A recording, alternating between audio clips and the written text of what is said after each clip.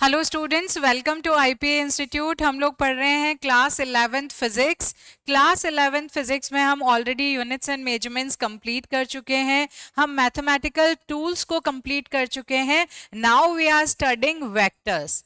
Vectors के भी already we have completed 2 lectures, जिनमें हमने वेक्टर्स का बेसिक इंट्रोडक्शन पढ़ लिया। वेक्टर्स क्या होते हैं, कैसे उनको रिप्रेजेंट किया जाता है, that we have already studied. After that we studied about the types of vector. Types of vector पढ़ने के बाद में कैसे एक वेक्टर का मॉड्यूलस निकालते हैं, मैग्नीट्यूड फाइंड आउट करते हैं, यूनिट वेक्टर क्या होता है, यूनिट वेक्टर को कैसे फाइंड आउट किया जाता है। देन हम लोगों ने पढ़ा कि वेक्टर्स को ऐड कैसे किया जाता है। तो ये सारी बातें हम ऑलरेडी हमारे लेक्चर जो 2 हो चुके हैं उनमें बात कर चुके हैं। आज हम स्टार्ट करने जा रहे हैं हमारा lecture number 3 of vectors.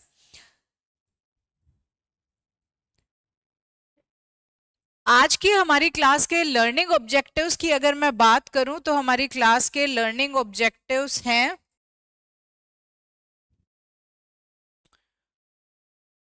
We will be doing some questions.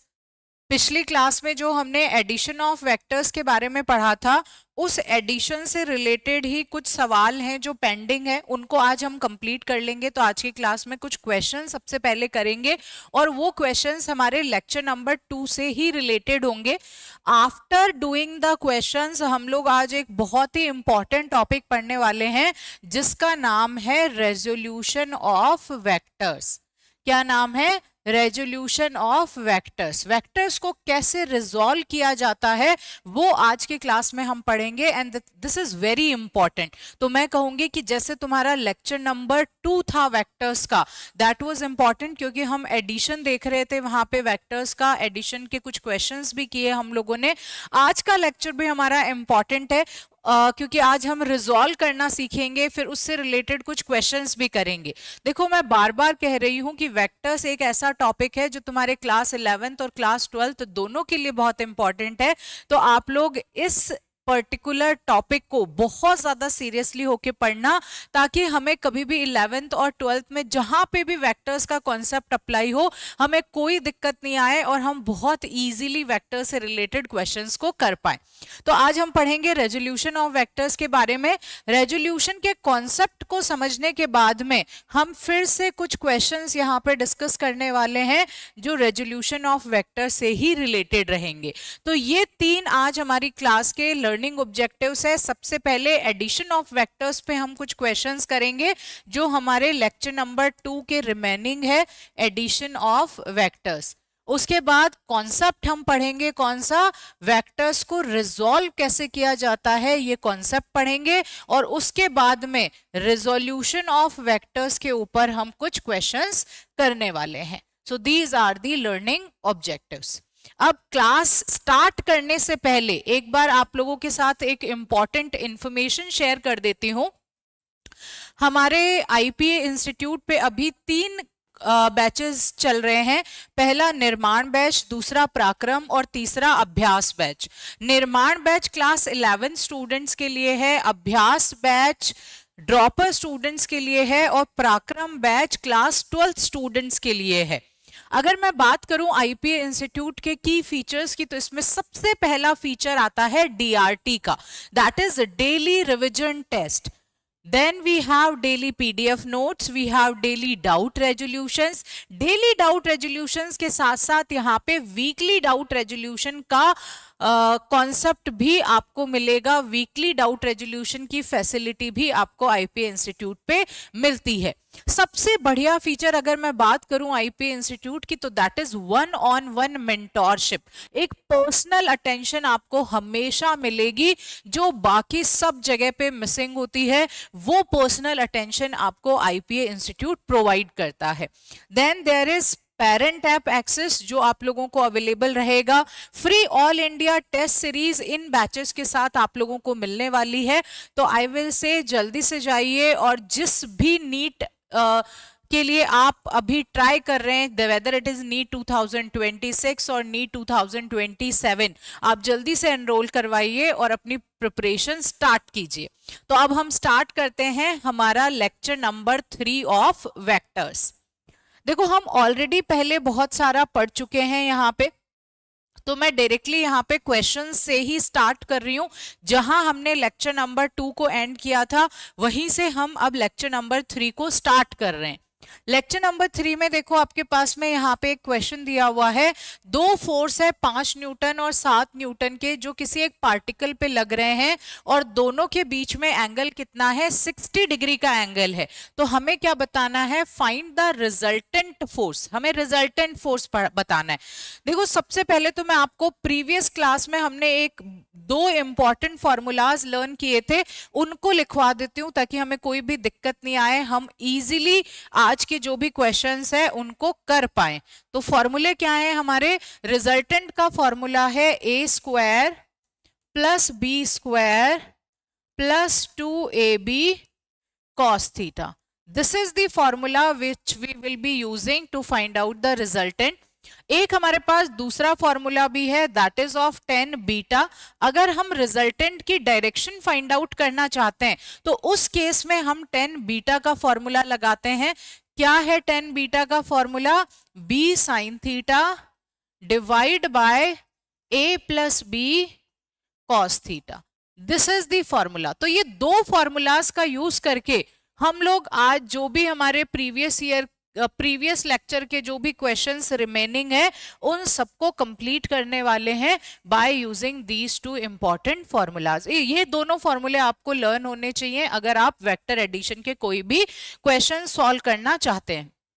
Question कह रहा है वी हैव टू फोर्सेस, दो फोर्सेस कौन कौन से हमारे पास में, एक फोर्स है F1 that is equal to 7 newton, दूसरा फोर्स है F2 that is equal to 5 newton और दोनों के बीच में जो एंगल थीटा है that is equal to 60 degree. ठीक है, और हमें क्या बताना है, we have to find the resultant force. Resultant force के लिए अगेन हमें सिंपली फॉर्मूला अप्लाई कर देना है। तो रिजल्टेंट फोर्स हमारे पास आ जाएगा F1 square plus F2 square plus 2F1 F2 cos theta. अब यहाँ पे F1 स्क्वायर क्या है, 7, तो हम 7 का स्क्वायर कर देते हैं। F2 इज 5, इसका स्क्वायर कर दो, 2 7 इंटू 5 इंटू cos 60 डिग्री। अब देखो cos 60 की हम यहाँ पे बात कर रहे हैं तो cos 60 की वैल्यू कितनी होगी, cos 60 की वैल्यू होगी यहाँ पे 1/2 के बराबर। ठीक है, ठीक है, तो हम इस 2 को 2 से कैंसिल कर देते हैं। कितना आ जाएगा हमारे पास, 7 का स्क्वायर आ गया 49 प्लस 5 का स्क्वायर 25 प्लस 7 इंटू 5 हो गया 35। The root of this will be the resultant force. This will be the resultant force.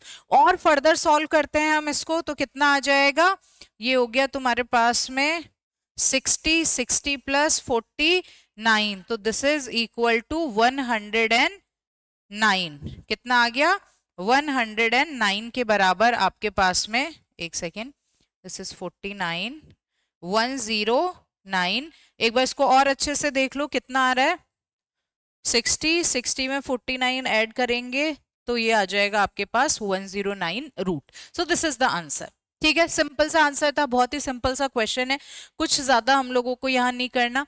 Next question देखते हैं, two equal forces have their resultant equal to either. ठीक है, What is the inclination between them? देखो ये वाला question I think मैंने कल तुम्हें करवा दिया था, तो ये क्वेश्चन हम ऑलरेडी कर चुके हैं। हमारे पास में दो फोर्स हैं, दोनों का मैग्नीट्यूड सेम है और जो रिजल्टेंट है उसका भी मैग्नीट्यूड सेम है। और अब हमें पूछा है कि बताओ कि जो ये दो फोर्स है इनके बीच का एंगल कितना है। तो कल हमने इसको सॉल्व किया था और इसका आंसर क्या आया था, इसका आंसर आया था 120 डिग्री के बराबर। तो इस तरह के बहुत सारे क्वेश्चंस पूछे जाते हैं जिनमें दोनों फोर्सेस भी सेम होते हैं, रिजल्टेंट का मैग्नीट्यूड भी सेम होता है। तो जब ऐसा वाला केस कभी भी आपको मिलेगा तो जो दो फोर्स हैं उन दोनों के बीच में हमेशा एंगल 120 डिग्री के बराबर रहेगा। नेक्स्ट वाला क्वेश्चन देखते हैं। नेक्स्ट क्वेश्चन कह रहा है आपको, यहाँ पे क्वेश्चन बोल रहा है two forces whose magnitude are in the ratio. ये वाला क्वेश्चन भी हम कल कर चुके हैं, ये वाला भी हो गया है अपना। नेक्स्ट देखो, अच्छा यहां से हमें स्टार्ट करना है। Two forces equal to P and 2P newton act on a particle. ठीक है, पहले इसको एक बार ड्रॉ करते हैं। ये कोई एक पार्टिकल है यहाँ पे P नाम का, इसके ऊपर एक फोर्स लग रहा है F1 और दूसरा फोर्स लग रहा है F2। ठीक है, F1 फोर्स कितना दिया हुआ है हमें? F1 फोर्स दिया हुआ है P के बराबर, F2 फोर्स दिया है हमें 2P के बराबर। नेक्स्ट बोल रहा है if the first to be doubled and the second be increased by 20 Newton. मतलब ये वाला तो हमारा केस 1 है। ठीक है, अब हमें यहाँ पे एक दूसरा केस भी दे रखा है। वो दूसरा केस क्या किया कि इन्होंने कहा पहला वाला जो हमारा फोर्स है उस फोर्स को तो तुम क्या करो, फर्स्ट टू बी डबल्ड। तो F1 फोर्स को डबल करेंगे तो ये 2P के बराबर हो जाएगा, एंड सेकंड भी इंक्रीज्ड बाय 20 न्यूटन। तो F2 को हमें इंक्रीज करना है किससे? 20 न्यूटन से। The direction of the resultant is unaltered. भाई दोनों ही केस में जो डायरेक्शन है रिजल्टेंट का वो कैसा है? वो सेम है। अब देखो, अभी थोड़ी देर पहले मैंने आपको बताया था कि रिजल्टेंट का मैग्नीट्यूड कैसे पता करते हैं, रिजल्टेंट का डायरेक्शन कैसे पता करते हैं। रिजल्टेंट के मैग्नीट्यूड को फाइंड आउट करने के लिए हम फॉर्मूला यूज करते हैं a² + b² + 2ab cos theta का। अगर हमें रिजल्टेंट का डायरेक्शन पता करना है तो हम फॉर्मूला यूज करते हैं tan beta = b sin theta divide by a + b cos theta. ठीक है, सिंपल है। अब यहाँ पे बोला केस 1 और केस 2 दोनों में रिजल्टेंट का डायरेक्शन सेम है, तो मतलब यहाँ पे भी जो tan बीटा की वैल्यू है वो किसके बराबर होगी? यहां जो tan बीटा है उसके बराबर होगी। ये दोनों कैसे होंगे? दीज बोथ आर इक्वल, दोनों का डायरेक्शन सेम है। अगर मैं बात करूं पहले वाले केस की, तो फर्स्ट केस में tan बीटा का फॉर्मूला क्या आएगा हमारे पास में? फर्स्ट केस में tan बीटा का फॉर्मूला आएगा b cos थीटा। b मतलब फोर्स दूसरा वाला, तो this is 2p cos theta divide by a + b sin theta. Sorry, ऊपर sin थीटा रहेगा, 2p sin theta divide by a + b cos theta. This is the formula. हम simply tan beta का formula लगा रहे हैं और कुछ नहीं कर रहे। तो a क्या है यहाँ पे? p के बराबर प्लस b किसके बराबर है? 2p के बराबर, and this is cos theta. ये हमने कर लिया। This is equation number 1। अब दूसरी वाली इक्वेशन पे आओ। जब हमने केस 2 की बात की है, केस 2 में again this will B b sin theta. b force कौन सा? F2 फोर्स, तो b है हमारे पास 2p + 20 cos theta sin theta ना, पहले ऊपर sin थीटा आता है, नीचे cos थीटा आता है। sin theta divide by a कितना? 2p के बराबर, प्लस b कितना है? 2p + 20 cos theta. So these two equations we have got, और ये दोनों इक्वेशंस कैसी हैं? एक दूसरे के बराबर है, क्योंकि डायरेक्शन हमें सेम दे रखा है। तो हमें अब सिंपली क्या करना है? इन दोनों को इक्वेट कर देना है। जैसे ही हम इन दोनों को इक्वेट करेंगे हमें यहाँ पे किसका क्या मिल जाएगा? p की वैल्यू मिल जाएगी। We have to find out the value of p। तो हम दोनों को इक्वेट करते हैं सबसे पहले यहाँ पे। तो ये हो जाएगा 2p sin theta divide by p + 2p cos theta. This should be equal to 2p + 20 sin theta divide by 2p + 20 cos theta. इन दोनों को बराबर पुट कर दिया है हम लोगों ने। ठीक है, तो अब इनको सॉल्व कर लेते हैं। सॉल्व करेंगे तो क्रॉस मल्टीप्लाई करते हैं दोनों को।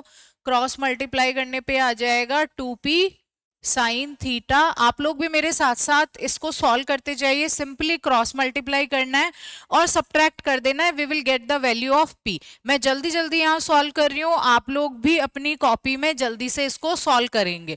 तो 2p sin थीटा, इसको मल्टीप्लाई कर रहे हैं 2p + 2p cos theta + 20 cos theta. This should be equal to 2p sine theta plus 20 sine theta into p plus 2p cos theta. क्या करना है आगे, साथ में इनको दोनों को फिर से मल्टीप्लाई कर देंगे। मल्टीप्लाई करेंगे तो ये हो गया 4p square sine theta plus 4p square sine theta cos theta plus 40p sine theta cos theta. This should be equal to, किसके बराबर होना चाहिए, ये हमारे पास आना चाहिए किसके बराबर, 2p square sine theta plus 4p square sine theta cos theta plus 20p sine theta plus 40p sine theta cos theta.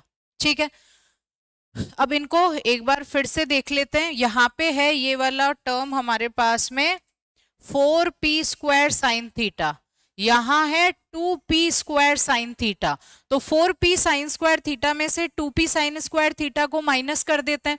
Minus करेंगे तो कितना बच जाएगा, 2p स्क्वायर साइन थीटा। अब आगे देखो, यहाँ है 4p square sine theta cos theta, यहाँ पे भी है 4p square sine theta cos theta, तो ये दोनों एक दूसरे को कैंसिल आउट कर देंगे। आगे देखो 40p sine theta cos theta, 40p sine theta cos theta, again दोनों एक दूसरे से कैंसिल आउट हो जाएंगे। बच कितना गया हमारे पास में, बच गया हमारे पास ये, this should be equal to 20p sine theta. ये वाला तो हमने माइनस कर दिया इधर ले आके, तो ये 4 में से 2 माइनस हुआ तो 2p स्क्वायर साइन थीटा बच गया। अब यहाँ देखो इस 2 को इससे कट करो, 10 p से इस p को कट कर दो, साइन थीटा को साइन थीटा से कट कर दो, तो सिंपली हमें p की वैल्यू कितनी मिल गई, p की वैल्यू हमें 10 न्यूटन के बराबर मिल गई।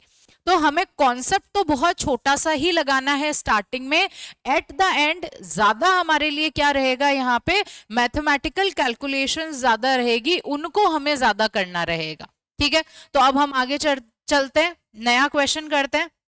नेक्स्ट वाला क्वेश्चन कह रहा है, the greatest and the least resultant of two forces acting at a point are 29 newton and 5 newton respectively. इसका मतलब क्या, हम कोई भी दो फोर्स मान लेते हैं, एक ए फोर्स है एक बी फोर्स है, दोनों में को ऐड करते हैं तो कितना आता है 29 न्यूटन, और जब एक को दूसरे में से माइनस करते हैं तो कितना आता है 5 न्यूटन। ये हमारा पहली वाली लाइन का मतलब निकल रहा है। क्या कह रहा है फर्स्ट वाला line, the greatest and the least resultant of two forces. तो तुम देखो सबसे ज्यादा रिजल्टेंट कब आएगा हमारे पास में कोई भी दो फोर्सेस का, और सबसे कम कब आएगा, ये कब आता है, ज्यादा आता है जब a प्लस बी मतलब दोनों फोर्स हमारे प्लस होते हैं, और कम कब आता है जब दोनों फोर्स को आप माइनस कर देते हो। तो ग्रेटेस्ट आ गया 29 और जो लीस्ट रिजल्टेंट है वो कितना आया 5 न्यूटन। ये है केस नंबर 1, ये पहली सिचुएशन है हमें जो यहाँ पे दी हुई है। अब पहली सिचुएशन दी है, अब नेक्स्ट सिचुएशन में कह रहा है if each force is increased by 3 Newton. हमें क्या कहा है, अब केस 2 इन्होंने क्या कर दिया, केस 2 में कर दिया कि हर फोर्स को कितना इन्होंने इंक्रीज कर दिया 3 न्यूटन से। Then find the resultant of 2 new forces acting at right angle to each other. तो फिर तुम रिजल्टेंट बताओ, मतलब दूसरे केस में ए में भी 3 न्यूटन ऐड कर दिया, बी में भी 3 न्यूटन ऐड कर दिया, दोनों के बीच का जो एंगल है that is 90 degree, and we have to find out the resultant. हमें रिजल्टेंट बताना है। तो हम बहुत ही सिंपली इसको देख के पता ही चल गया होगा कि कितना आसान है ये वाला सवाल करना, तो बहुत आराम से इस क्वेश्चन को कर सकते हैं। सबसे पहले तो हम क्या करते हैं, हम इन दो इक्वेशंस को सॉल्व कर लेते हैं, इक्वेशन नंबर 1 और इक्वेशन नंबर 2 को। इक्वेशन नंबर 1 और 2 कैसे सॉल्व होगी, देखो a प्लस बी और a minus b, this is equal to 29 and this is equal to 5। अगर हम इनको सॉल्व करते हैं तो हमारे पास आ गया 2a इज इक्वल टू 34। तो यहां से हमें a मिल गया 17 न्यूटन। अगर a 17 है तो b कितना हो जाएगा, b विल बी 29 माइनस 17। या फिर क्या कर सकते हो, 5 प्लस 17, कुछ भी कर सकते हो दोनों में से, मतलब पहली वाली इक्वेशन में रख दो a की वैल्यू या दूसरे वाले में रख दो, तो जिसमें भी रखोगे तुम्हें आंसर मिल जाएगा b का। तो अगर 17 प्लस 5 करेंगे तो कितना हो जाएगा,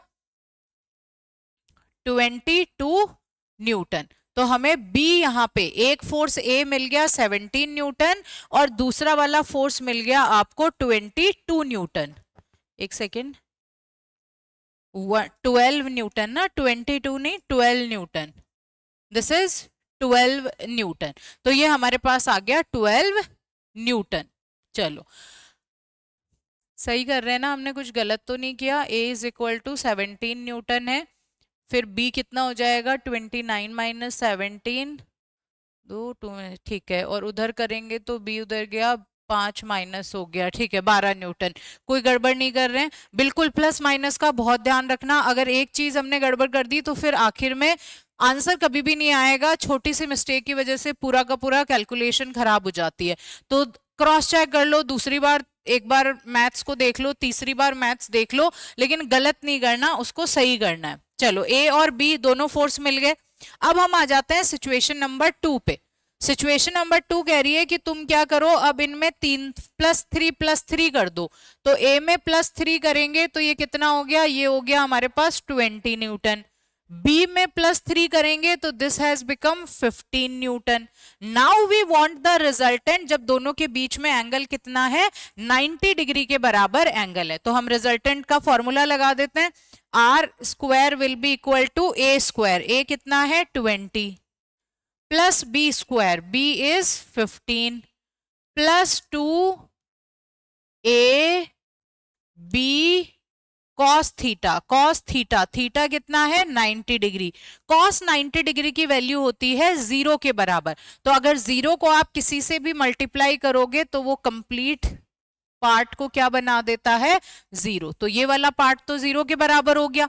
तो हमारे पास कितना बच गया, 20 का स्क्वायर 400, 15 का स्क्वायर हो गया 225 के बराबर। अगर हम रिजल्टेंट की बात करें, 400 में 225 जोड़ोगे तो कितना आएगा, 625 के बराबर। और 625 का रूट क्या होता है, 25 newton. So this is how we have find out the resultant in this question. Answer will be 25 newton. ये आपके पास में आंसर आ जाएगा। चलो नेक्स्ट वाला क्वेश्चन देखते हैं। नेक्स्ट क्वेश्चन कह रहा है the sum of the magnitude of two forces acting at a point is 18 newton. ठीक है, कोई दो फोर्स है और उन दोनों के मैग्नीट्यूड का सम करते हैं तो कितना आता है, 18 न्यूटन के बराबर। तो a vector plus b vector दोनों कितना दे रहे हैं, 18 Newton. And the magnitude of their resultant is 12 Newton. r is the resultant, ये कितना है 12 न्यूटन के बराबर। If the resultant makes an angle of 90 degree with the force of smaller magnitude. ठीक है, अब हमें कहा कि जो 10 बीटा है वो कितना है, वो हमारे पास में beta is what, beta is 90 degree. Beta हमें कितना दे रखा है, 90 डिग्री के बराबर दे रखा है। अब बोला है कि बताओ a और b की वैल्यू क्या होगी, ये हमें बताना है। तो सबसे पहले तो तुम देखो यहाँ पे रिजल्टेंट का फॉर्मूला भी लगेगा और बीटा का फॉर्मूला भी लगेगा। इन्होंने कहा जो बीटा है वो कितना है, 90 डिग्री के बराबर है। तो अगर बीटा 90 डिग्री के बराबर है तो 10 बीटा क्या हो जाएगा, 10 बीटा विल बी 10 90, और 10 90 किसके बराबर होता है, इन्फिनिटी के बराबर होता है। 10 बीटा का फॉर्मूला क्या है, हम ऑलरेडी जानते हैं 10 बीटा का फॉर्मूला है b sine theta divide by a plus b cos theta, this should be equal to infinity. अब किसी भी वैल्यू कोई भी जो हमारे पास में वैल्यू है वो इन्फिनिटी कब आएगी, जब उसका डिनोमिनेटर 0 के बराबर होता है।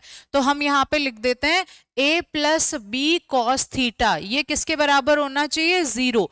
तभी जाके ये वैल्यू क्या होगी, ये इन्फिनिटी के बराबर होगी, तभी ये जो एंगल है वो 90 डिग्री बनेगा। तो ये कुछ कुछ चीजें यहाँ पे हमें पता हो। तो यहां से हमने क्या कहा, यहां से हमने कहा कि जो कॉस थीटा की वैल्यू है वो कितनी आ गई आपके पास,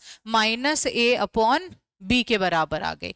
तो एक तो हम इस वाली चीज को नोट कर लेते हैं, दिस इज इक्वेशन नंबर 1। अब हम आते हैं रिजल्टेंट के फॉर्मूले पे। हमें रिजल्टेंट 12 न्यूटन दे रखा है यहाँ पे। अब देखो a प्लस बी कितना है, 18 newton. a plus b is equal to 18 newton. अगर मुझे a चाहिए तो can I write it like this, 18 minus b newton, ऐसा लिख सकते हैं हम इजीली। ठीक है, तो ऐसा लिख देंगे हम। चलो, तो अब रिजल्टेंट का फॉर्मूला आर स्क्वायर किसके बराबर, A square plus B square plus 2ab cos theta. Cos theta कितना है, -a/b के बराबर है। ठीक है, ये हमारे पास आ रहा है। अब इससे b कैंसिल हो जाएगा, b कैंसिल हो जाएगा तो a बचेगा। तो हम इसको उल्टा कर देते हैं। इसको उल्टा कैसे करते हैं, हम यहाँ पे a की वैल्यू नहीं लेके b की ले लेते हैं। b कितना होगा, 18 माइनस a। ठीक है, सॉल्व कर रहे हैं, a square plus 18 minus a का होल स्क्वायर। अब यहाँ b से b कैंसिल हो गया, -2a स्क्वायर। ये हमारे पास में वैल्यू आ रही है। इसको और फर्दर सॉल्व करेंगे, a square minus 2a square, इसका मतलब क्या हो गया, -a स्क्वायर के बराबर, प्लस अब यहाँ पे इसमें आइडेंटिटी लगा दो, a माइनस बी का whole square. a minus b का होल स्क्वायर लगाएंगे तो हमारे पास में क्या आ जाएगा, r कितना दिया हुआ है, 12 न्यूटन। r स्क्वायर करेंगे तो 144 आएगा। तो यहां से हमें क्या मिल जाएगी, यहां से हमें a की वैल्यू मिल जाएगी। और जैसे ही हमें इस वाली इक्वेशन से a की वैल्यू मिलेगी, हम यहाँ पे a की वैल्यू पुट करके b की वैल्यू निकाल सकते हैं। तो अब सिंपली आपको यहाँ पे मैथ सॉल्व करनी है, a माइनस बी का होल स्क्वायर, इसका फॉर्मूला लगाना है, a की वैल्यू निकालनी है और फिर उसको यहाँ पे इक्वेशन नंबर 2 में पुट कर देना है। You will get the value of b। और अगर cos थीटा भी चाहिए तो a और b की वैल्यू यहां रख दो। बहुत ही सिंपल सा सवाल है, बेसिक कॉन्सेप्ट मैंने बता दिया है। लास्ट में कुछ कैलकुलेशंस है, वो कैलकुलेशंस आप अभी खुद कर लीजिए। अगर नहीं होती है तो आप मुझे कमेंट्स में लिख के बता दीजिएगा, मैं ये वाली कैलकुलेशन भी करवा दूंगी। बट आई विल सजेस्ट कि आप लोग ये इस तरह के जो भी मैथमेटिकल कैलकुलेशंस है उनको खुद ट्राई करके आंसर निकालें। नेक्स्ट क्वेश्चन देखते हैं।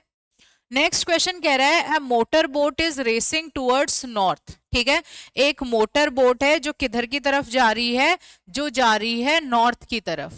तो ये हमारे पास में नॉर्थ की तरफ एक मोटर बोट जा रही है और उसकी स्पीड कितनी है, स्पीड है 25 kilometre per hour and the water current in that region is 10 kilometer per hour in the direction of 60 degree east of south। देखो, जो ज्योग्राफिकल डायरेक्शंस मैंने आपको पढ़ाए थे आगे यहाँ पे काम में, ज्योग्राफिकल डायरेक्शंस से क्वेश्चन ऐसे नहीं सीधा सीधा नहीं बनेगा। ज्योग्राफिकल डायरेक्शंस कुछ ऐसे क्वेश्चन में दिए हुए रहेंगे, फिर हमें उसको अप्लाई करना पड़ेगा कि भैया ये 60 डिग्री ईस्ट ऑफ साउथ आखिर होता क्या है। तो 60 डिग्री ईस्ट ऑफ साउथ कैसे निकलेगा, मैंने तुम्हें जब ज्योग्राफिकल डायरेक्शन बताया तो ये ईस्ट बताया, ये वेस्ट बताया, ये नॉर्थ डायरेक्शन, ये साउथ डायरेक्शन। ये बोल रहा है 60 डिग्री ईस्ट ऑफ साउथ, क्या है 60 डिग्री ईस्ट ऑफ साउथ। तो ये 60 डिग्री यहां पे बना रहा है। This is how you have to draw the geographical directions, उनको ऐसे ड्रॉ करना होगा। तो ये हमारे पास आ गया। तो एक आपका वेलोसिटी किसका, वेलोसिटी ऑफ मोटर बोट, ये इधर है। और ये क्या है, this is the velocity of river, कितनी दी हुई है ये 10 किलोमीटर पर आवर के बराबर। Find the resultant velocity of the boat. हमें क्या बतानी है? बोट की रिजल्टेंट वेलोसिटी बतानी है। अब देखो इसमें कॉन्सेप्ट क्या लग रहा है, कॉन्सेप्ट कुछ ऐसे लग रहा है कि तुम देखो कि अगर कि कोई एक पर्टिकुलर डायरेक्शन में हवा बह रही है और अगर तुम उस हवा के ही डायरेक्शन में भाग रहे हो तो तुम्हारी स्पीड इंक्रीज हो जाती है, लेकिन हवा सामने से आ रही है और तुम आगे की तरफ भाग रहे हो तो तुम्हारी स्पीड कम हो जाएगी। सेम टू सेम केस होता है जब वाटर करंट की बात आए। जिधर की साइड में पानी का फ्लो है, अगर कोई इंसान उधर की ही तरफ जा रहा है तो वो बहुत इजीली उसके साथ बह जाएगा, वो बहुत इजीली उसमें अपने आप को अलाइन कर लेगा। लेकिन अगर कोई इंसान है जो वाटर करंट जिस डायरेक्शन में है या तो उसके ऑपोजिट फ्लो करना चाह रहा है या किसी और डायरेक्शन में फ्लो करना चाह रहा है, स्विम करना चाह रहा है, कोई मोटर बोट है जो अलग डायरेक्शन में जाना चाह रही है, उस वाले केस में उस मोटर बोट की वेलोसिटी अफेक्ट होती है, कुछ वेलोसिटी उसकी कम हो जाती है, माइनस हो जाती है। तो अब हमें रिजल्टेंट वेलोसिटी बतानी है। देखो एक वेक्टर हमारा ये वाला है वेलोसिटी वेक्टर, एक हमारे पास में ये वेलोसिटी वेक्टर है। तो अब इनका रिजल्टेंट कैसे आएगा? इनका रिजल्टेंट आएगा R square is equal to क्या आ जाएगा? V R square plus V motor boat का square plus 2 AB cos theta. ठीक है, वी आर हमें दे रखा है 10 के बराबर तो 10 स्क्वायर, वी बी कितना दे रखा है 25 का square plus 2 into V R is 10, V B is 25। Now we need to find out the value of theta. आखिर थीटा कितना है? अब थीटा के लिए तुम क्या देखोगे यहाँ पे, अगर ये वाला एंगल 60 डिग्री है तो बहुत ऑब्वियस है ये वाला एंगल 30 डिग्री होगा, क्योंकि सम किसके बराबर होना चाहिए? 90 डिग्री के बराबर। ये ऑलरेडी तुम्हें पता है कितना है, 90 डिग्री के बराबर है। तो टोटल कितना हो गया? 120 डिग्री हो गया। तो हम कह रहे हैं यहाँ पे वैल्यू आ जाएगी cos 120 डिग्री। अब कल हमने एक सवाल किया था जिसमें cos 120 डिग्री की वैल्यू हमने रखी थी, दैट वाज -1/2। तो cos 120 की वैल्यू कितनी होगी? -1/2 के बराबर। 10 का स्क्वायर 100, 25 का स्क्वायर 625 प्लस कितना आ जाएगा? यहाँ पे cos 120 की वैल्यू रखोगे तो cos 120 इज -1/2, ये 2 से 2 कैंसिल हो गया, ये जो प्लस था वो क्या हो जाएगा? ये प्लस हमारा माइनस हो जाएगा, -250। ठीक है, अब -250 है हमारे पास में, तो आर स्क्वायर कितना आएगा? R square is 625 minus 150। ठीक है, तो 625 माइनस 150 आपके पास में आ जाएगा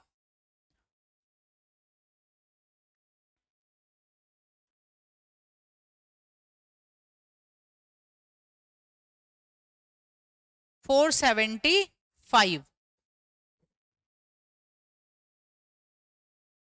ठीक है, अब 475 का आपको रूट निकालना पड़ेगा, तो 475 का रूट आप लोग खुद निकाल लेना और हमें क्या मिल गया? We have got the resultant velocity. बस यही आंसर है, this is the answer for the resultant velocity. Diagram अगर बहुत अच्छे से ड्रॉ कर लिया तो फिर आपको क्वेश्चन करने में दिक्कत नहीं आएगी, थीटा भी पता होगा, रिजल्टेंट वेलोसिटी भी इजीली फॉर्मूला अप्लाई करके पता कर सकते हो। नेक्स्ट क्वेश्चन देखते हैं। अच्छा, on a certain day, rain was falling vertically with a speed of 35 metre per second. कोई एक पर्टिकुलर डे पे बारिश हो रही है और बारिश कितनी स्पीड से नीचे की तरफ आ रही है? ये आ रही है 35 मीटर पर सेकेंड की स्पीड से। तो हमने इसको यहाँ पे लिख लिया 35 मीटर पर सेकेंड। क्या है? Velocity of rain. This is the velocity of rain. आगे है a wind started blowing after some time with the speed of 12 metre per second. एक कोई विंड यहाँ पे ब्लो होने लगी ईस्ट टू वेस्ट। अब ईस्ट से वेस्ट किधर की तरफ? इधर की तरफ, ये ईस्ट टू वेस्ट। तो ईस्ट टू वेस्ट हमारे पास में ये क्या होगी? ये थोड़ा टेढ़ा बना दिया क्या? ठीक है, इसको सीधा करते हैं। ये सीधा हो जाएगा यहाँ पे, ये लो, ये हमारे पास में विंड ब्लो कर रही है। विंड की स्पीड कितनी है? 12 metre per second, 12 metre per second. This is the direction. In which direction should a boy waiting at a bus stop hold his umbrella? अब आपको बताना है कि एक बच्चा है जो बस स्टॉप पे खड़ा है, तो उसको अपना जो अम्ब्रेला है वो किस एंगल पे होल्ड करना चाहिए। अब देखो नॉर्मली तो क्या होता है, ह्यूमन माइंड तो बहुत इंटेलिजेंट है, तो नॉर्मल ह्यूमन माइंड इतना इंटेलिजेंट है कि उसको ना कैलकुलेशंस करने की जरूरत नहीं है कि कौन कितनी स्पीड से आ रहा है, कैसे विंड किस डायरेक्शन में फ्लो कर रही है, मुझे किस डायरेक्शन में अम्ब्रेला पकड़ना है। वो ऑटोमेटिकली 1-2 सेकंड में ही सारी चीजों को कैलकुलेट करके अकॉर्डिंगली अपना अम्ब्रेला सेट कर लेता है। लेकिन भाई जैसा कि मैंने तुम्हें बहुत शुरू में बताया था कि हम बात कर रहे हैं इनका यूज कहाँ होगा? ऑटोमेशन में, जब ऑटोमेटिक मशीन्स बनेगी। अब तुम सोचो कोई एक रोबोट है, वो एक ऑटोमेटिक मशीन है। अब रोबोट के पास तो ह्यूमन ब्रेन नहीं है, उसको तो यही सारी कैलकुलेशन करके ही अपने आप को पानी से बचाना होगा। तो वो क्या करेगा, वो जो भी वाटर फ्लो कर रहा है उसकी स्पीड को एक बार इवेलुएट करेगा कि कितना डिस्टेंस ट्रेवल कर रहा है कितने टाइम में, अकॉर्डिंगली उसको वेलोसिटी पता चल जाएगी। उसको वेलोसिटी पता चल गई, फिर उसके बाद में वो विंड का डायरेक्शन एग्जैक्टली देखेगा किस डायरेक्शन में है। तो अकॉर्डिंगली जब हम रोबोट्स की बात करेंगे, जब हम ऑटोमेटिक मशीन्स की बात करेंगे, तो उनको कैलकुलेशन करके ही अपने आप को बारिश से बचाना होगा। तो आप यहाँ पे ह्यूमन माइंड का मत सोचना कि भाई ये सवाल ह्यूमन माइंड के कहाँ काम आएगा। ह्यूमन माइंड तो ऑलरेडी बहुत इंटेलिजेंट है, उसको इन सारी कैलकुलेशन की जरूरत नहीं है। लेकिन जो रोबोट बनाया है हमने, एक आर्टिफिशियल इंटेलिजेंस जो उसको देनी है, उस आर्टिफिशियल इंटेलिजेंस को उसके सॉफ्टवेयर में देने के लिए हमें ये मैथमेटिकल फॉर्मुलेशन, ये मैथमेटिकल कैलकुलेशंस करने की जरूरत पड़ती है। ठीक है, तो अब हमें पता तो चल गया कि ये वाला सवाल जो है हमारा, वो हमारे कैसे काम आता है, क्यों हम इसको पढ़ रहे हैं। क्योंकि बहुत बच्चों की क्वेरी रहती है ये कि भाई ऐसे आलतू फालतू से सवाल जो है वो क्यों पूछते हैं, क्या अब छाता पकड़ने के लिए भी हमें मैथ्स लगानी पड़ेगी, हमें फिजिक्स पता होना जरूरी है क्या? ठीक है, तो आई होप आप लोगों को आंसर मिल गया होगा कि why we are studying all these questions. अब बात आती है कि बताओ कि कैसे वो अपना किस डायरेक्शन में छाता होल्ड करेगा। तो डायरेक्शन पूछा है, डायरेक्शन कौन देता है? डायरेक्शन देता है हमें टेन बीटा। टेन बीटा का फॉर्मूला क्या है? B sine theta divide by a plus b cos theta. ठीक है, अब यहाँ पे b क्या है? b हमारे पास में है velocity of wind, that is equal to b, that is equal to 12 metre per second. Velocity of rain क्या है? a के बराबर है, और वो कितनी दी हुई है? 35 मीटर पर सेकेंड। अगर मैं थीटा की बात करूं तो थीटा कितना है यहाँ पे? 90 डिग्री, क्योंकि हमें ऑलरेडी जो क्वेश्चन दिया है उसके हिसाब से जो इन दोनों वेक्टर्स के बीच में एंगल बन रहा है that is equal to 90 degree only, तो हमें थीटा 90 डिग्री मिल गया। अगर इन वैल्यूज को पुट करते हैं तो हमें 10 बीटा कितना मिल जाएगा? 10 बीटा हमें मिल जाएगा, we will get 10 beta as 10 beta will be equal to b is 12 into sin 90 divide by a is 35 plus 12 cos 90 degree. 10 beta is equal to 12 divide by 35। ये हमारे पास में आंसर आ गया। तो ये जो एंगल है वो कितना हो जाएगा? Beta is equal to 10 inverse 12 by 35। This is the answer, ये हमारे पास आंसर है। अगर इसको और फर्दर सॉल्व करते हैं कि 10 इनवर्स 12 बाय 35 की वैल्यू क्या आती है, तो वो फर्दर सॉल्व करने पे कुछ अराउंड 19 डिग्री के बराबर आती है। तो हम कह सकते हैं कि अगर कोई भी रोबोट वहां पे खड़ा है, कोई भी एक ऑटोमेटिक मशीन वहां पे है, अगर वो 19 डिग्री के एंगल पे अम्ब्रेला को होल्ड करेगी वर्टिकल के साथ में, तो वो अपने आप को फॉलिंग रेन से बचा सकती है, भीगने से। ओके स्टूडेंट्स, तो now let's study resolution of a vector. देखो अभी तक हम लोगों ने क्या पढ़ा? अभी तक हमने कहा कि हमारे पास में कोई भी कोऑर्डिनेट सिस्टम दिया है और उस कोऑर्डिनेट सिस्टम के किसी पॉइंट P के हमें कोऑर्डिनेट्स दे रखे हैं 2 और 3, ठीक है। अब ये जो कोऑर्डिनेट्स हैं उनमें 2 is on the x axis and 3 is on the y axis, ये हम लोगों को दिया है। If I want to write this P vector, तो इस P पॉइंट को वेक्टर फॉर्म में कैसे लिखा जा सकता है? It can be simply written as 2i cap plus 3j cap. ये वाला जो पार्ट है ये हम लेक्चर नंबर 1 में पढ़ चुके हैं कि अगर हमें कोई भी कोऑर्डिनेट दिया है तो उस कोऑर्डिनेट को कैसे वेक्टर्स की फॉर्म में लिखा जाएगा, दैट वी ऑलरेडी नो। तो ये एक कोऑर्डिनेट दिया हुआ था 2 और 3, इसको हमने वेक्टर की फॉर्म में लिख दिया 2i cap plus 3j cap. ये बात अभी तक हम लोग पढ़ चुके हैं। अब जो रेजोल्यूशन ऑफ वेक्टर है उसमें अब हमें इसका उल्टा करना है। उल्टा कैसे करना है? Now we have one vector given to us. Vector किधर? इधर की तरफ ले लेते हैं। लेट्स टेक दिस वेक्टर जिसको हम बोल देते हैं दिस इज आर वेक्टर। हमें ये आर वेक्टर यहाँ पे दिया है और अब हमसे पूछा जा रहा है कि बताओ इस आर वेक्टर का एक्स कंपोनेंट क्या है और इस आर वेक्टर का वाई कंपोनेंट क्या है। तो जब हम इस R का X और Y कंपोनेंट फाइंड आउट करेंगे उसी प्रोसेस को कहा जा रहा है रेजोल्यूशन ऑफ ए वेक्टर। अभी मैं डिफाइन भी कर दूंगी, डेफिनेशन भी लिखवा दूंगी। पहले हम मतलब समझते हैं कि आखिर रिजॉल्व करने का मतलब क्या होता है। तो कोई भी कोऑर्डिनेट से वेक्टर लिखना हमें आता है। अब हमें वेक्टर दिया हुआ है और इसका x और y कोऑर्डिनेट हमें फाइंड आउट करना है। तो कोऑर्डिनेट कैसे निकलेगा? देखो x एक्सिस पे ये वाला पार्ट है जहां पे ये x इसका कोऑर्डिनेट हो जाएगा। इधर अगर हम y की तरफ देखें तो this will be the y coordinate. Now we need to find out this x and y coordinate.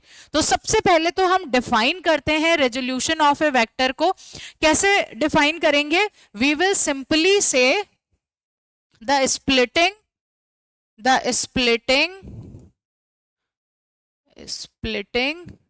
of a vector into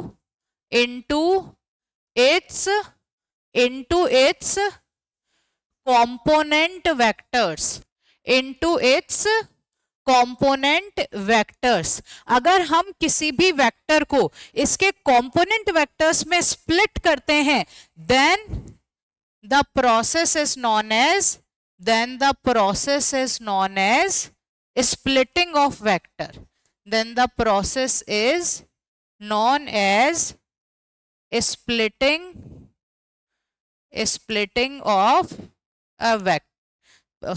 then the process is known as resolution of a vector। तो अब देखते हैं आखिर x और y component कैसे निकालेंगे, कैसे हम रिजॉल्व करेंगे। तो रिजॉल्व करने के लिए we are having a coordinate system. इस कोऑर्डिनेट सिस्टम ने हमने यहाँ पे कोई वेक्टर ले रखा है दैट इज आर वेक्टर। अब हमारा सवाल है what is the x and y component of this R vector. Simple सा सवाल है, कैसे फाइंड आउट करेंगे x एंड y कंपोनेंट? देखो इसका x कंपोनेंट क्या होगा? इसका x कंपोनेंट होगा हमारे पास में ये वाला जो पार्ट है this is the x component और ये वाला पार्ट हमारे पास आ जाएगा y कंपोनेंट। यहां पे हमें दे रखा है एंगल थीटा। तो तुम यहाँ पे जब इस डायग्राम को देख रहे हो तो तुम्हें बहुत क्लियरली दिखाई दे रहा है कि एक ट्रायंगल दिया हुआ है, उस ट्रायंगल का एंगल थीटा हमें मत पता है और उसका हाइपोटेन्यूज हमें पता है। We need to find out the perpendicular and base. तो क्या अब हम ट्रिग्नोमेट्रिक रेशियोज का यूज करके इसका परपेंडिकुलर और बेस पता कर सकते हैं? बहुत ईजी है, आराम से ट्रिग्नोमेट्रिक के रेशियोज लगा के हम इसका परपेंडिकुलर और बेस पता कर सकते हैं। तो now let's apply trigonometric ratios on this diagram. सबसे पहले हम यहां पे लिखते हैं साइन थीटा की वैल्यू। साइन थीटा होता है परपेंडिकुलर अपॉन हाइपोटेन्यूज। अगर हम हमारे डायग्राम को देखें तो डायग्राम में हमारा परपेंडिकुलर है y के बराबर और हाइपोटेन्यूज है r वेक्टर के बराबर। अगर मैं वहां से y की वैल्यू निकालती हूं तो मुझे y क्या मिलता है? y is equal to r sine theta. तो मतलब हमें y तो यहाँ पे मिल गया, y component is r sin theta. Now let's find out the x component. x component कैसे मिलेगा हमें? x कॉम्पोनेंट के लिए क्या हम cos थीटा का ट्रिग्नोमेट्रिक रेशियो यहाँ पे ले सकते हैं। cos थीटा क्या कहता है? Base upon hypotenuse. यहाँ पे x क्या है? बेस है, तो इसलिए हम cos थीटा यहाँ अप्लाई कर रहे हैं। तो cos थीटा हो जाएगा b अपॉन h। बेस कितना? x, h कितना है? r के बराबर। तो यहां से अगर मैं x की वैल्यू पता करूं तो that will be equal to r cos theta. तो अगेन हमारे पास में x की वैल्यू भी आ गई और हमारे पास y की वैल्यू भी आ गई। तो x क्या मिला? r cos theta. y क्या मिला? r sin theta. ये एक एग्जाम्पल लिया और हमने जो r वेक्टर था उसको रिजॉल्व करके उसका x and y component find out किया। अब हम एक दो और एग्जाम्पल्स लेते हैं और उन एग्जाम्पल से इसको फिर से रिजॉल्व करते हैं, क्योंकि कई बार क्या होता है बच्चे यहां तक का डेरिवेशन देखते हैं फिर कहते हैं एक्स एक्सिस तो हमेशा आर कॉस थीटा होगी, वाई एक्सिस जो है वो हमेशा आर साइन थीटा होगी। ये नहीं होता, ठीक है। ऐसा कभी भी नहीं होता कि x और y कंपोनेंट फिक्स्ड है, वो डिपेंड करेगा कि हमने ये थीटा कहां ले रखा है। हमने ये जो थीटा है अगर इस थीटा को जिस भी एक्सिस के अलोंग लिया है वो एक्सिस हमारी cos थीटा का कंपोनेंट देगी, और जो इसके सामने वाली एक्सिस होगी थीटा के सामने वाली एक्सिस वो हमें साइन थीटा का कंपोनेंट देगी। तो डिपेंड करेगा कॉस और साइन किस पे, कि थीटा हमारा किस एक्सिस के साथ आ रहा है। थीटा एक्स एक्सिस के साथ है तो एक्स एक्सिस कॉस थीटा का फंक्शन होगा। अगर वाई एक्सिस के साथ थीटा अटैच्ड है तो फिर वाई एक्सिस कॉस थीटा का फंक्शन होगा। एक और एग्जांपल लेते हैं और देखते हैं कि आखिर ये किस तरीके से सॉल्व होगा। Again now let's make a coordinate system. हमने यहाँ पे ये एक कोऑर्डिनेट सिस्टम बनाया। इस कोऑर्डिनेट सिस्टम में फिर से हम लोगों ने एक वेक्टर यहाँ पे लिया है और उस वेक्टर को हम इस बार ले रहे हैं कुछ इस तरीके से, ठीक है। या फिर कॉम्प्लिकेट नहीं करते हैं, जैसे पहले लिया था वैसे ही ले लेते हैं। अब बस एंगल जो थीटा है उसको मैं चेंज कर रही हूं। एंगल थीटा पहले हमने हॉरिजॉन्टल एक्सिस के साथ लिया था, अब हम यहाँ पे एंगल थीटा ले लेते हैं वर्टिकल एक्सिस के साथ, इसको भी आर ही मानते हैं, ठीक। Now we need to find out the X component and the Y component. तो मतलब मुझे ये एक्स की वैल्यू पता करनी है और मुझे ये वाई का वैल्यू पता करना है। तो ये कैसे किया जाएगा? तो अब यहाँ पे हम एक ये वाली वैल्यू को भी इसको भी यहाँ पे रखेंगे। जब इसको यहां रखेंगे तो आप क्या देख रहे हो, ये वाला जो एंगल है वो कितना है? वो 90 डिग्री के बराबर है, ठीक है। और अब हमारा ट्रायंगल कौन सा बन रहा है? ट्रायंगल बन रहा है O P Q. This is the triangle, या फिर पी क्यू ओ। ये हमारा ट्रायंगल अभी बन रहा है। तो ये वाली जो हमने लाइन यहाँ पे ड्रॉ करी, इस वाली लाइन को आप एक बार की कैंसिल करेंगे, इस वाली को, इसको हम कैंसिल कर देते हैं।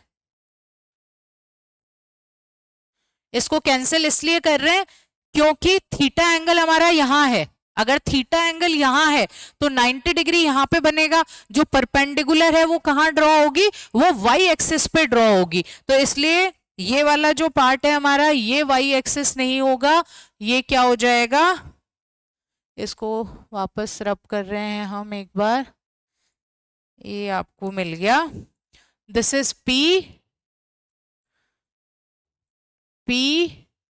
क्यू, और ये क्या है आपके पास में? ये आपके पास में आ गई y कंपोनेंट। यहाँ पे इसका y कंपोनेंट ये वाला आ जाएगा, this is the y component, ठीक है। तो हम इसका y कंपोनेंट भी लिख देते हैं, दिस इज y कंपोनेंट। और x कंपोनेंट कौन सा हो गया? ये वाला हो गया x कंपोनेंट। तो यहां जब डायग्राम बना रहे हो तो उसको बहुत अच्छे से बनाना ताकि तुम्हें ध्यान रहे x कंपोनेंट कौन सा है, y कंपोनेंट कौन सा है। क्योंकि जैसे ही थीटा को चेंज करोगे तुरंत ही तुम्हारा x एक्सिस और y एक्सिस जो है वो कैसे लेना है, ट्रायंगल कैसे बनाना है, वो सारी बातें ध्यान रखना इंपॉर्टेंट हो जाएगा, ठीक है। चलो अब इसको यहाँ पे डिस्कस करते हैं एक बार। If I want to find out the X axis, तो एक्स एक्सिस अभी क्या है, परपेंडिकुलर है, परपेंडिकुलर है तो साइन थीटा किसके बराबर, perpendicular upon H, perpendicular x है और एच क्या है हमारा, आर के बराबर, तो जो एक्स कंपोनेंट आया that is equal to R sine theta.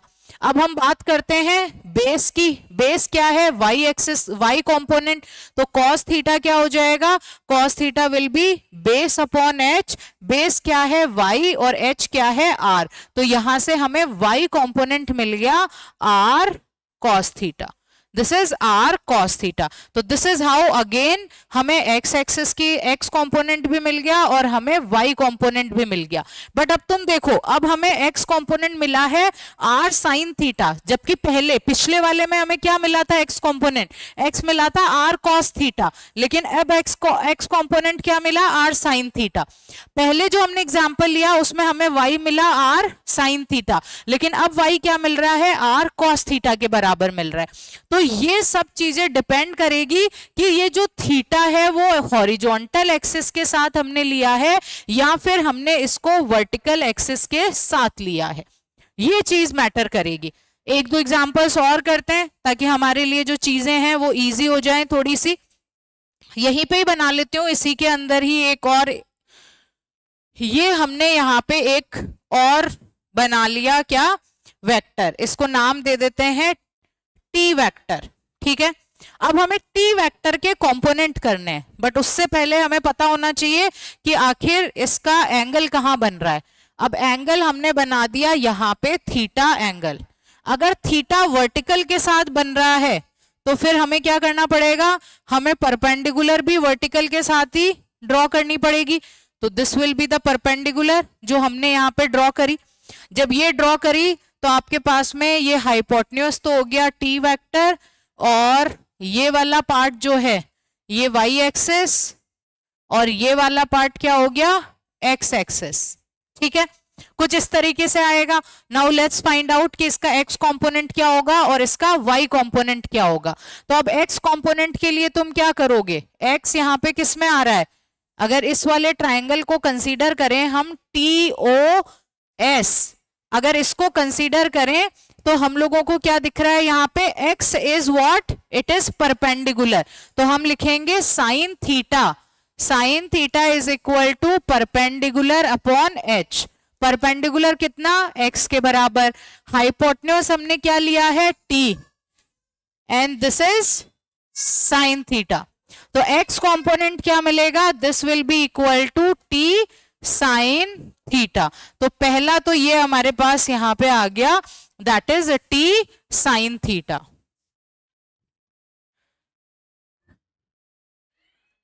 अब हम बात करते हैं वाई एक्सिस की, वाई एक्सिस के लिए कॉस थीटा को ले लो, cos theta is again B upon H, B कितना है, y के बराबर, h कितना है, t के बराबर, तो y कंपोनेंट आ गया हमारे पास में t cos थीटा। तो this is how we are going to find out x component कैसे निकालेंगे, y कंपोनेंट कैसे निकालेंगे, तो हमें यहाँ पे x एंड y कंपोनेंट मिल गया, चलो ठीक है, तो x और y निकाल लिया। एक और एग्जांपल करते हैं,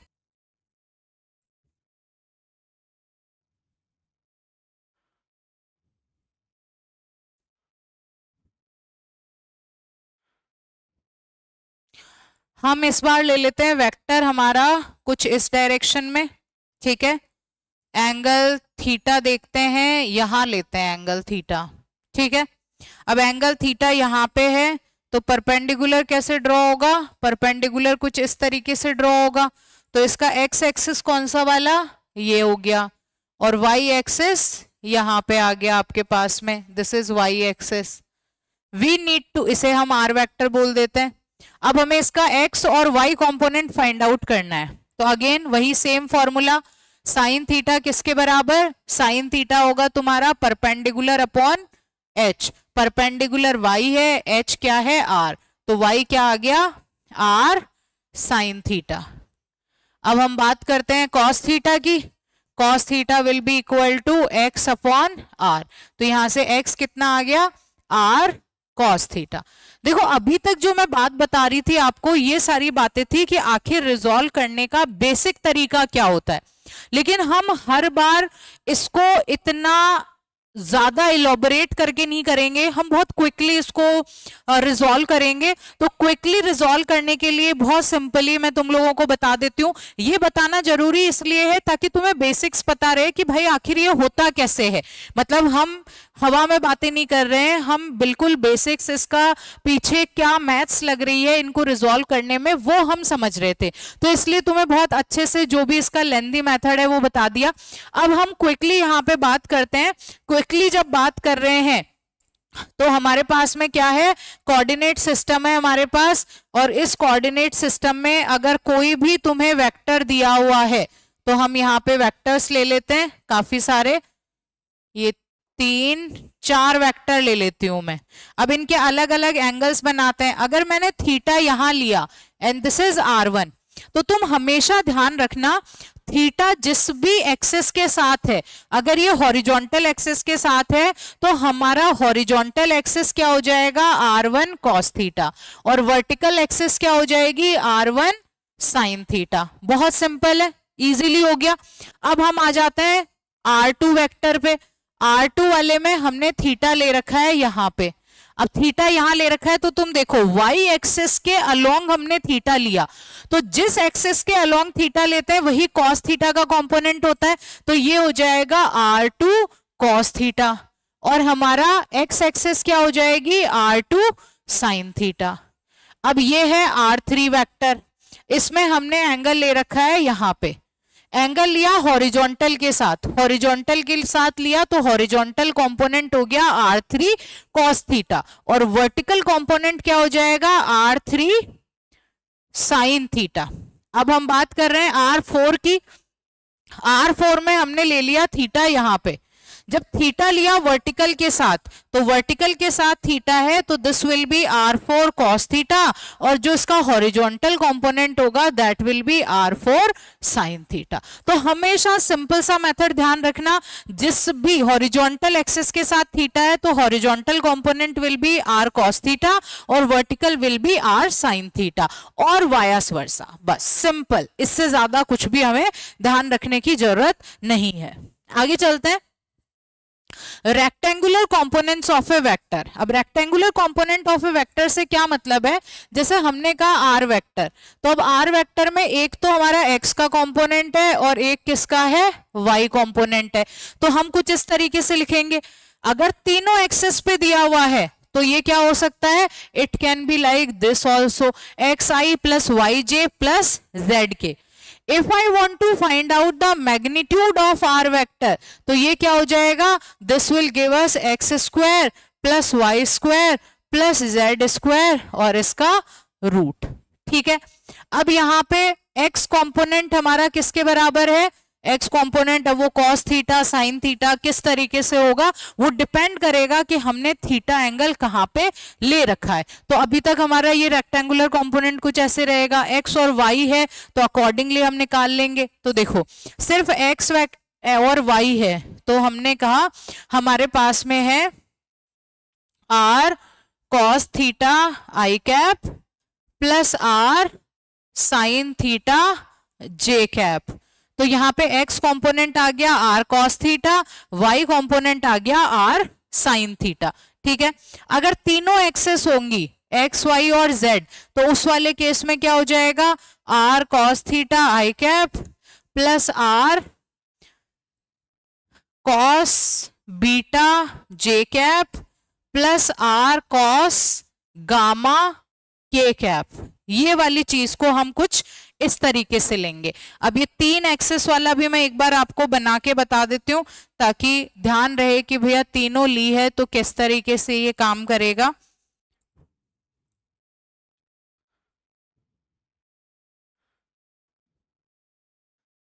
x axis, sorry Y axis, X axis and Z axis. ठीक है, इसी में एक हमारे पास में है ये आर वेक्टर। ठीक है, अब ये हमने थीटा ले रखा है। ठीक है, ये हमारे पास में y के साथ में हमने क्या लिया है, बीटा लिया है, और z एक्सिस के साथ में गामा लिया है। तो this is R vector X Y and Z. तो ये एंगल कुछ इस तरीके से रहेगा, अल्फा बीटा एंड गामा। तो ये ध्यान रखना, भी एग्जांपल्स करवाऊंगी तो तुम्हें थोड़ी सी क्लैरिटी आएगी कि भैया कैसे इनको किया जाता है। अब बात आती है कि प्रैक्टिकल एप्लीकेशन क्या है रेजोल्यूशन ऑफ वेक्टर का।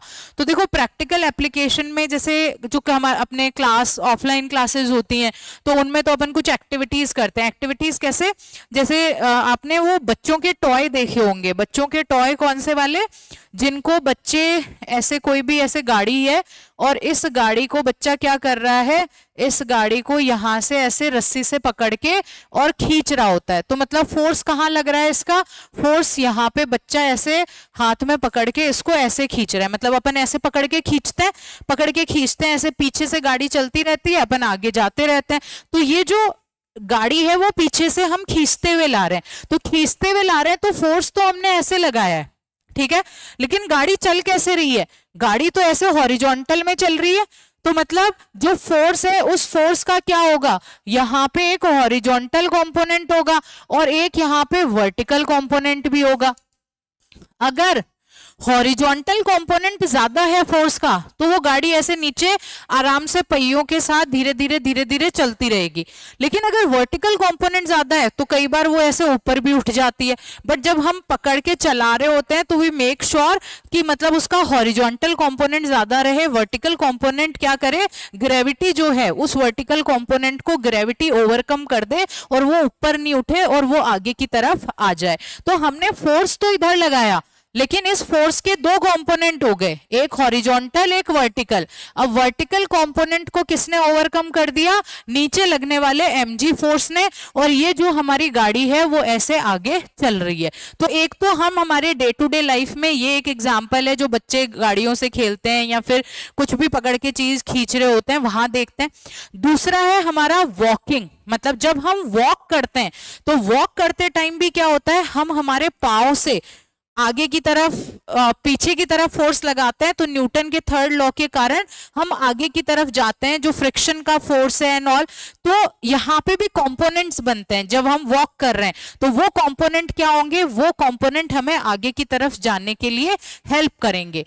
देन रेजोल्यूशन ऑफ वेक्टर कहाँ पे काम करता है, जो गार्डन है, गार्डन में घास को काटने वाली मशीन होती है उसको हम लोग ऐसे घुमाते हैं तो उसमें हम कहते हैं कि उसको पुल करना इजी है या पुश करना इजी है।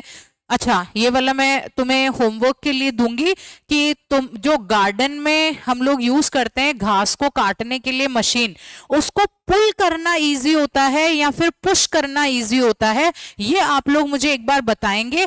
एक्सप्लेनेशन मैं आप लोगों को नेक्स्ट वाले वीडियो में दूंगी कि आखिर पुल और पुश में डिफरेंस कैसे आता है। वहां पे भी हम वेक्टर्स मतलब जो फोर्स लगा रहे हैं उसको रिजॉल्व करेंगे और रिजॉल्व करके फिर उसका आंसर दिया जाएगा। तो आप लोग एक बार इस पे थोड़ा सा ब्रेनस्टॉर्मिंग करना और मुझे कमेंट्स में बताना कि आखिर वहां पे पुल हो रहा है या फिर पुल इजीली हो रहा है या फिर पुश इजीली हो रहा है, क्या हम बहुत आराम से कर सकते हैं। तो वहां पे भी वेक्टर्स के रिजॉल्व होने का कॉन्सेप्ट लगता है। तो प्रैक्टिकल लाइफ जब मैं जिस दिन वो तुम्हें बताऊंगी कमेंट्स में बताना मुझे, I will make a video on that. उस टाइम में मैं तुम्हें रेजोल्यूशन के और भी हमारे डे टू डे लाइफ के जो भी एग्जांपल्स हैं उनको भी वहां पे बताऊंगी। जैसे वो होता है ये वेट लिफ्टर्स होते हैं, वेट लिफ्टर्स जब उसको वेट को लिफ्ट करते हैं तो वो कभी भी ना अपने हाथ ऐसे नहीं रखते, दे ऑलवेज कीप देम ऐसे स्ट्रेट। तो वो स्ट्रेट करके और जो भी है उनका जो बॉडी होता है वो इस हिसाब से रखते हैं ताकि मैक्सिमम फोर्स लगा के वो उसको ऊपर लेके आ सके। तो क्यों नहीं वो अपने हाथों को स्प्रेड करते, क्यों वो बिल्कुल स्ट्रेट रखते हैं। तो ये सारे आंसर्स भी हम रेजोल्यूशन ऑफ वेक्टर्स का कॉन्सेप्ट से दे सकते हैं, वहां पे उनको एक्सप्लेन कर सकते हैं। तो इन सब के बारे में मैं आपको एक अलग से वीडियो बनाऊंगी और वहां पे इनको एक्सप्लेन करूंगी। अभी हम सिर्फ फोकस करते हैं जो हमारे एग्जाम पॉइंट ऑफ व्यू से इंपॉर्टेंट है और जो एग्जाम में आते हैं। चलो क्वेश्चन दिया है तो क्वेश्चंस को सॉल्व करते हैं। क्वेश्चन क्या कह रहा है, find the vector A B and its magnitude. हमें कोई ए बी वेक्टर पता करना है और उसका मैग्नीट्यूड बताना है। If its initial point and final point are given. हमें इनिशियल पॉइंट ए दे रखा है 1 2 -1, हमें एक एंड पॉइंट दे रखा है B, दैट इज 3 2 एंड 2, और हमें बोला है what is the AB vector. पहले तो AB वेक्टर बताओ और फिर उसके बाद इस AB वेक्टर का मैग्नीट्यूड भी हमें बताना है। ये दो चीजें हम लोगों को यहाँ पे बतानी है। तो देखो, जब मैं तुम्हें डिस्प्लेसमेंट वेक्टर पढ़ा रही थी तो उस टाइम में मैंने तुम्हें इसको सॉल्व करना भी सिखाया था। जो हमारे पास A है, A के हमें अभी कोऑर्डिनेट दे रखे हैं, हमें वेक्टर नहीं दिया। तो अगर हमें इसको वेक्टर बनाना है तो क्या लिखना पड़ेगा, i cap plus 2j cap minus k cap, this is equal to 3i cap plus 2j cap plus 2k cap. तो हमने इनको कोऑर्डिनेट्स को वेक्टर की फॉर्म में लिख दिया। Now we need to find out the AB vector. AB मतलब displacement vector चाहिए। तो डिस्प्लेसमेंट वेक्टर क्या होगा, final position minus initial position, या फिर हेड माइनस टेल, ऐसा कर सकते हैं हम।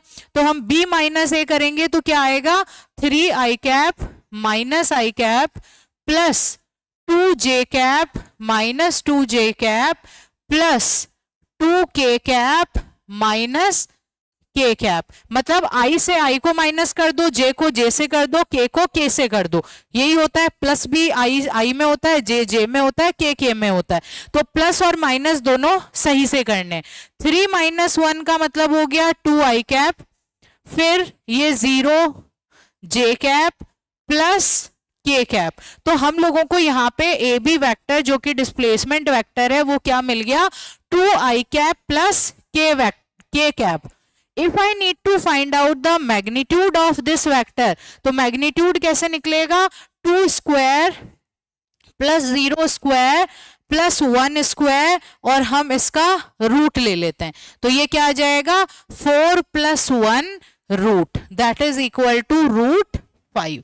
This is the answer. बहुत सिंपल सा सवाल और बहुत आराम से हमने कर दिया क्योंकि हमें सारे कॉन्सेप्ट्स क्लियर है। नेक्स्ट क्वेश्चन देखो, find unit vector parallel to the resultant of the vectors. हमें कोई दो वेक्टर दिए हैं, हमें उनका रिजल्टेंट निकालना है।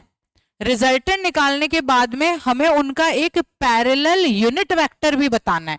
तो अभी क्वेश्चन को अच्छे से समझाऊंगी, एक एक करके इसको सॉल्व करते हैं। पहले तो हमें यहाँ पे दो वेक्टर दे रखे हैं, एक A वेक्टर है that is equal to i cap plus 4j cap minus 2k cap. फिर हमारे पास में B वेक्टर है that is equal to 3i cap minus 5j plus k। ये दो हैं। हमसे बोला है find unit vector parallel to the resultant of the vectors. तो मतलब पहले तो हमें इन दोनों का रिजल्टेंट निकालना है। रिजल्टेंट का क्या मतलब होता है, रिजल्टेंट का मतलब होता है A vector plus B vector, यही होता है। तो अब I को I में प्लस कर दो तो ये 4i कैप, फिर J को J में करो तो minus j cap minus k cap. क्या कुछ इसी तरीके से ऐड करेंगे हम इनको, ऐड करके हमारे पास एक रिजल्टेंट आ गया। अब हमें बोला find unit vector parallel to the resultant of the vector, मतलब एक ऐसा यूनिट वेक्टर बताओ जो किसके पैरेलल है, इस रिजल्टेंट के पैरेलल है। तो मैंने कहा फॉर एग्जांपल ये R वेक्टर रिजल्टेंट है और हमें क्या पता करना है, हमें कोई दूसरा, this is the R vector जो रिजल्टेंट है, हमें ये कोई A यूनिट वेक्टर पता करना है जो इसके पैरेलल है। पैरेलल है इसका मतलब दोनों का डायरेक्शन सेम है। और यूनिट वेक्टर क्या देता है, यूनिट वेक्टर हमें डायरेक्शन देता है। तो यूनिट वेक्टर डायरेक्शन देता है तो A कैप का फॉर्मूला क्या होगा, A कैप का फॉर्मूला होगा A vector divide by magnitude of A। ठीक है, R का डायरेक्शन क्या है, R का डायरेक्शन है R cap that is equal to R vector divide by magnitude of R, ये है। अब क्योंकि R और A दोनों का डायरेक्शन सेम है इसलिए R कैप और A कैप ये दोनों भी क्या होंगे, ये दोनों भी सेम होंगे क्योंकि दोनों का डायरेक्शन सेम है। तो इसलिए हम यहाँ पे कहेंगे जो हमें, सॉरी इसको P वेक्टर लिख लो, this is P vector, this is P, ठीक है, जो हमने नया वेक्टर निकाला है। तो अब जो हमारे पास में P वेक्टर, क्योंकि A हमने यहाँ ऑलरेडी ले रखा है तो इसलिए हम इसे P लेंगे तो ज्यादा सही रहेगा। तो P कैप किसके बराबर, पी कैप हमारे पास आ गया आर कैप के बराबर। आर कैप किसके बराबर है? R vector divide by magnitude of R, ठीक है, यही आएगा। तो इससे हमें पी यूनिट वेक्टर क्या मिल गया? R vector. R vector is 4i cap minus J cap minus K cap divide by 4 का स्क्वायर 16, 1 का स्क्वायर 1, के का स्क्वायर 1। क्या आ जाएगा? हमारे पास आंसर आ गया 1/√18 4i cap minus J cap minus K cap. This is the unit vector. ये यूनिट वेक्टर हमें फाइंड आउट करने के लिए बोला गया था। हो गया। तो आज की क्लास में हम इतना ही करते हैं। जो हमारा नेक्स्ट वाला लेक्चर होगा, लेक्चर नंबर 4, उसमें हम इसी क्वेश्चन के आगे से स्टार्ट करेंगे और फिर रेजोल्यूशन ऑफ वेक्टर्स के जितने भी क्वेश्चंस है उनको सॉल्व कर लेंगे। उनको सॉल्व करने के बाद हमारे पास में नेक्स्ट रहेगा मल्टीप्लिकेशन ऑफ वेक्टर्स। तो जो भी हमारी नेक्स्ट क्लास रहेगी उसमें हम मल्टीप्लिकेशन ऑफ वेक्टर्स को स्टडी करेंगे। क्लास ओवर होने से पहले एक बार आप लोगों को क्विकली रिमाइंड करवाना चाहूंगी, अभी आईपीए इंस्टीट्यूट पे 3 बैचेस रनिंग में है, निर्माण बैच, पराक्रम बैच और अभ्यास बैच। निर्माण क्लास 11th के लिए, पराक्रम 12th के लिए और अभ्यास ड्रॉपर स्टूडेंट्स के लिए। अगर आप अभी इन कोर्सेज के लिए अप्लाई करते हैं और फर्स्ट 500 स्टूडेंट्स में इंक्लूड होते हैं तो जो भी फीस यहाँ पे गिवन है उसका 50% ऑफ आप लोगों को मिल सकता है। तो अगर आप इस ऑफर को अवेल करना चाहते हैं तो यहाँ पे एक QR कोड दिया हुआ है, इस QR कोड को स्कैन करेंगे और स्कैन करके आप आईपीए इंस्टीट्यूट के ऐप पे जाके इन कोर्सेज को परचेज कर सकते हैं, या फिर आप डायरेक्टली आईपीए इंस्टीट्यूट की वेबसाइट पे जाके भी इन कोर्सेज को परचेज कर सकते हैं। Thank you everyone, thank you so much.